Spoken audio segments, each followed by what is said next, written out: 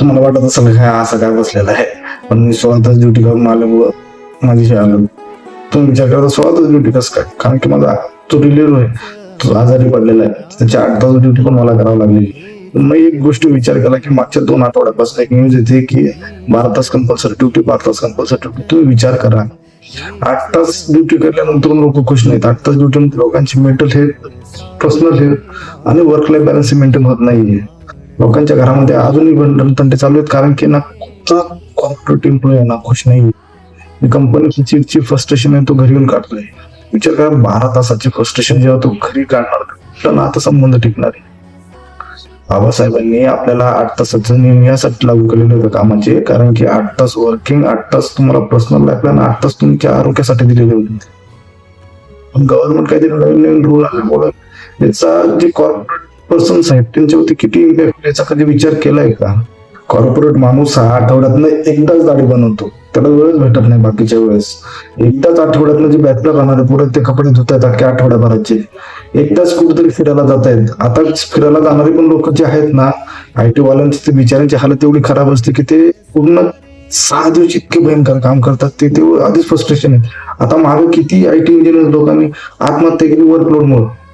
जर 12 तास कंपल्सरी होणार तर ते काही फक्त MIDC वरती नाही होणार, ते IT सेक्टर वरती होणार. IT सेक्टर वरती झाल्यानंतर मी तर विचार करतो की त्या लोकांची जिंदगी कशी होणार. गव्हर्नमेंट कॉर्पोरेशन लोकांची बाजू घेताना आपल्याला सांगणार की तुमच्या पगारीत वाढ होईल, तुम्हाला हे भेटेल ते भेटेल. अरे भाई, नाही पाहिजे, नाही पाहिजे. ते भेटल्यानंतर पण ते खर्च करायला टाइम पाहिजे ना. काय करणार आहे त्या पैशाला? तर तब्येतच खराब होणार आहे. तुम्ही कंपनीत कमवायचं डॉक्टरकडे घालायचं, कंपनीत कमवायचं डॉक्टरकडे घालायचं. काय फायद्याचा आहे तो पैसा? आणि 12 तास कंपनीमध्ये काम वाढल्यानंतर म्हणजे 3 शिफ्ट मध्ये काम करतात लोक, त्याच्यातले जे 1 शिफ्ट मध्ये लोक ते काय करणार? मग पहिले 2 महिने ठीक चालणार नियम लागू केल्यानंतर, त्याच्या दुसऱ्या आठवड्या तिसऱ्या आठवड्यापासून लेबर लोक कमी करणं चालू करून देणार, कंपनीतले माणसं कमी करणं चालू करून देणार. त्या लोकांनी कुठे जायचं? अनएम्प्लॉयमेंट वरती किती मोठा भर पडेल हे तुम्हाला कळतंय का?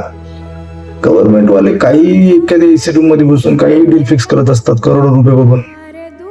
अरे ही तर बघा किती समस्या चालू आहे पूर्ण महाराष्ट्रामध्ये. ते बघा IT वाले, MIDC वाले किती कंपन्या बाहेर चालले गेले. त्यांना इथं आणा, त्यांचा रोजगार वाढवा. 8 घंटे ड्युटी मध्ये माणूस परेशान, तुम्ही 12 घंटे लागू करण्याचा विचार आला तरी कुठून? मी माझ्या सगळ्या कॉर्पोरेट मित्रांना एक रिक्वेस्ट करतो की हा व्हिडिओ इतकं शेअर करा, कारण की हा गव्हर्नमेंट पर्यंत जाणं खूप गरजेचं आहे. ही माझी फ्रस्ट्रेशन नाही तर ही सगळ्या कॉर्पोरेट लोकांची फ्रस्ट्रेशन जे IT आणि MIDC मध्ये काम करतायत. म्हणून हा व्हिडिओ इतकं शेअर करा की गव्हर्नमेंट पर्यंत हा व्हिडिओ गेला पाहिजे. जर तुमच्याकडनं तेवढं पण होत नाही तर मग 12 तासासाठी रेडी राहा.